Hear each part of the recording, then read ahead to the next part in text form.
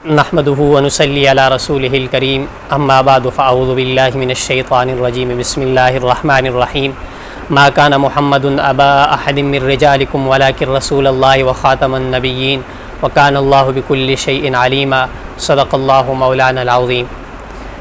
عقیدہ ختم نبوت پر دلائل کا سلسلہ قرآن مجید سے شروع تھا اور دلیل نمبر 1 سورہ احزاب کی آیت نمبر 40 پیش کی گئی اور اس کی مکمل تفسیر احادیث قرآن مجید کی دوسری آیات مبارکہ سے اور اسی طرح اللہ کے نبی صلی اللہ علیہ وسلم کے مرفوع احادیث سے، اسی طرح صحابہ کرام رضوان اللہ علیہ مجمعین کے اقوال سے اور امت کے تمام مفسرین سے اس آیت کی تفسیر جو ہے وہ پیش کر دی گئی اور اس کے حوالہ جات بھی آپ حضرات کے سامنے پہلے ویڈیوز میں آ چکے ہیں۔ اب یہاں یہ بات سمجھنی چاہیے کہ جو ہم معنی کرتے ہیں، ہم نے اس آیت کا معنی تمام امت کے مفسرین کا، تمام امت کے اہل علم کے اتفاق کے ساتھ اس کا معنی کیا تھا کہ ما کان محمد ابا احد من رجالکم، کہ محمد صلی اللہ علیہ وسلم تم مردوں میں سے کسی کے باپ نہیں، ولکن رسول اللہ و خاتم النبیین، لیکن وہ اللہ کے رسول اور آخری نبی ہیں۔ اب یہاں ہم نے جو معنی آخری نبی ہونا کیا، تو یہ معنی جو ہے اس کی تفصیل قرآن مجید احادیث سے اور دلائل سے آپ کے سامنے گزر چکی، لیکن مرزائی اور قادیانی اس معنی سے اختلاف کرتے ہیں اور وہ اس معنی کے مقابلے میں کچھ شبہات کا اظہار کرتے ہیں اور ان شبہات سے اس معنی کو بدل کے خود ساختہ معنی کر کے آپ صلی اللہ علیہ وسلم کا آخری نبی ہونا جو ہے اس کا انکار کرتے ہیں۔ تو ان شبہات میں سے مرزا صاحب کا ایک شبہ جو ہے نا میں یہاں ذکر کر کے اس کا جواب دینا چاہتا ہوں۔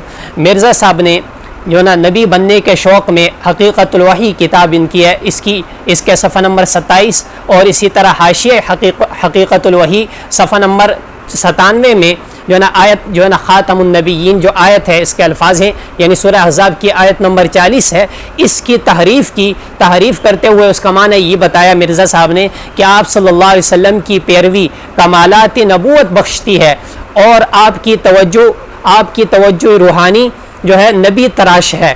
اور دوسرا آگے پھر یہ مرزا صاحب کہتے ہیں کہ ایک وہی ہے جس کی مہر سے ایسی نبوت مل سکتی ہے، یعنی آپ صلی اللہ علیہ وسلم جس شخص پر نبوت کی مہر لگا دیں وہ نبی بن سکتا ہے۔ یعنی مرزائیوں کے نزدیک اس کا معنی مہر کا ہوگا کہ آپ صلی اللہ علیہ وسلم جو ہے نا نبیوں پر مہر لگانے والے ہیں، جس پر آپ کی نبوت کی مہر ہوگی وہ نبی بن سکے گا۔ تو لہٰذا مرزائیوں کے نزدیک آپ صلی اللہ علیہ وسلم آخری نبی اس وجہ سے نہیں کہ اس آیت کا معنی یہ ہے۔ اب اس کا جواب یہاں دو طرح سے اس کا جواب سماعت فرمائیں۔ پہلا جواب اس کا یہ ہے کہ اگر مرزا صاحب نے یہ جو تفصیل کی ہے، جو اس کی خود ساختہ اور جو ہے نو ایجاد تفسیر کی ہے اس آیت کی، اس سے یہ بات معلوم ہوتی ہے کہ نبی بنانا یہ اللہ کے نبی صلی اللہ علیہ وسلم کے اختیار میں ہے۔ آپ صلی اللہ علیہ وسلم کو اختیار ہے، جس پر نبوت کی مہر لگا دیں وہ نبی بن جائے، یہ اختیاری چیز ہے مرزا کی تفسیر کے مطابق۔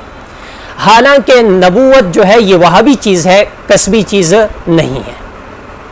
وہابی چیز کا کیا معنی کہ جس کو اللہ نبی بنا دے وہ نبی بن سکتا ہے، کوئی اپنی عبادت و ریاضت کے ذریعے اور کوئی اپنی کمال کے ذریعے جو ہے نبوت کا مقام نہیں حاصل کر سکتا۔ اور یہ آیت جو ہے نا مرزا قادیانی کی یہ بات جو ہے نا اس قرآنی آیت کے بھی خلاف ہے، جس میں اللہ جل شانہ نے ارشاد فرمایا، اللہ جل شانہ کا ارشاد اللہ عالم حیث یجعل رسالتہ، کہ اللہ جل شانہ ہی جانتا ہے کہ اپنی رسالت کس کے سپرد کر دے، اللہ ہی جانتا ہے۔ یعنی نبوت اللہ کی طرف سے عطائی چیز ہے، وہابی چیز ہے، کسبی چیز نہیں ہے۔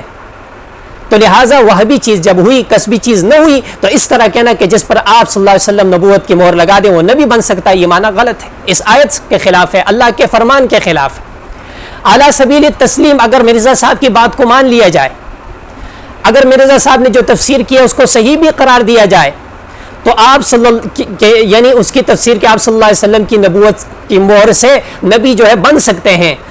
اب یہاں بات یہ ہے کہ نبوت کی مہر سے اگر نبی بن سکتے ہیں تو کمال اس میں تھا کہ قیامت تک جو ہے بہت زیادہ انبیاء آتے ہیں، آپ صلی اللہ علیہ وسلم یعنی بہت زیادہ کثیر تعداد میں انبیاء ہوتے جن پر نبوت کی مہر لگی ہوئی تھی، اور مرزا صاحب بھی اس کے قائل نہیں ہیں۔ وہ کہتے ہیں کہ 1300 سال میں مجھ سے پہلے کوئی اس طرح نبی نہیں آیا آپ صلی اللہ علیہ وسلم کے بعد، اور جتنے بھی آئے سب کو جھوٹا مرزا صاحب بھی مانتے ہیں۔ جب مرزا صاحب مانتے ہیں کہ اس طرح کی نبی جو نہیں آیا آپ صلی اللہ علیہ وسلم کے بعد، اور اس طرح کی جو بات ہے غلط ہے، تو مرزا صاحب کی یہ تفسیر جو ہے اس اعتبار سے بھی غلط ہے۔ تو یہ ایک غلط فہمی ہے اور غلط بیانی ہے جو اس آیت کے جو ہے نا معنی کو نو ایجاد اور نو ایجاد تفسیر کر کے معنی غلط پیش کر کے لوگوں کو گمراہ کیا جاتا ہے. اور دوسری بات یہ ہے ایک دھوکہ دیا جاتا ہے ذل بروزی کا. ذل بروزی کا معنی یہ ہے کہ قادیانیوں کا یہ عقیدہ ہے کہ مرزا قادیانی نبی صلی اللہ علیہ وسلم کا ذل ہے, ذل نبی تھا, یعنی آپ صلی اللہ علیہ وسلم کی اتباع کی وجہ سے آپ صلی اللہ علیہ وسلم کا ذل ہو گیا. اور ذل یعنی آپ صلی اللہ علیہ وسلم کے ساتھ اس کا ایسا اتحاد ہو گیا کہ آپ صلی اللہ علیہ وسلم کا وجود مرزا کا وجود ہو گیا, نعوذ باللہ.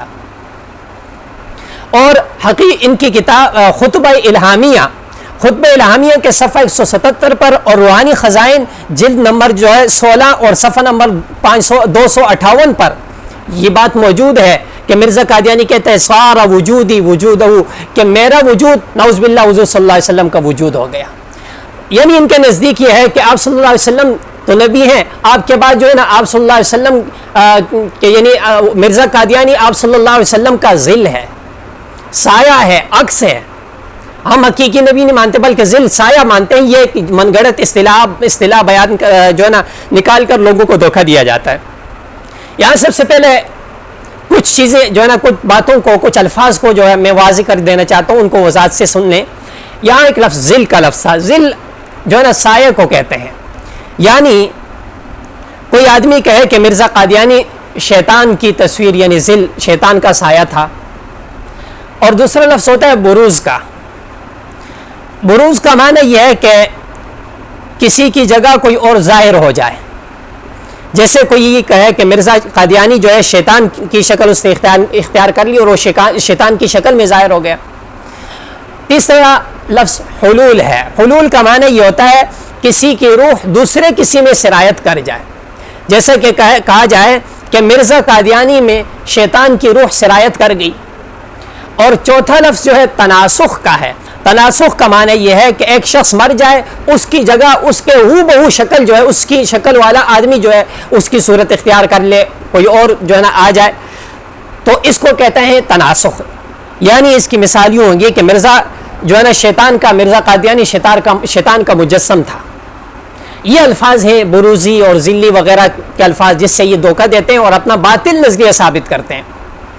یہاں سب سے پہلی بات یہ ہے کہ اگر ان مرزائیوں سے سوال کیا جائے, پوچھا جائے کہ تم جو یہ ذل اور بروز کی کہانی کرتے ہو, کیا نبی کریم صلی اللہ علیہ وسلم خدا ہیں؟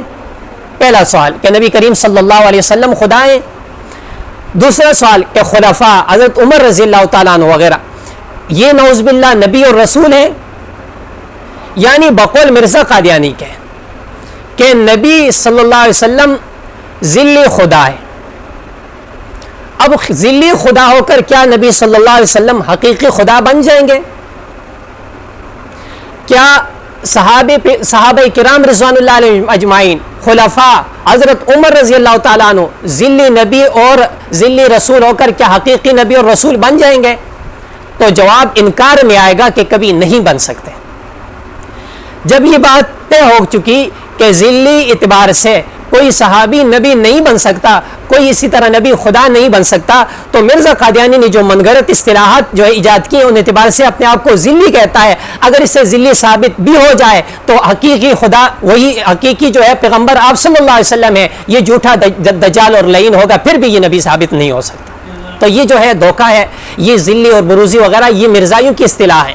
تو آخر میں یہ بات میں عرض کر دوں کہ الحمدللہ آپ نے سماعت فرما لی. آیت جو ہے نا آیت نمبر 40 سورہ احزاب کی, اس آیت کی تفسیر القرآن بالقرآن, یعنی اس سے 3 آیت مزید ایسی میں نے پیش کی جس سے اس آیت کی تفسیر ہوتی ہے.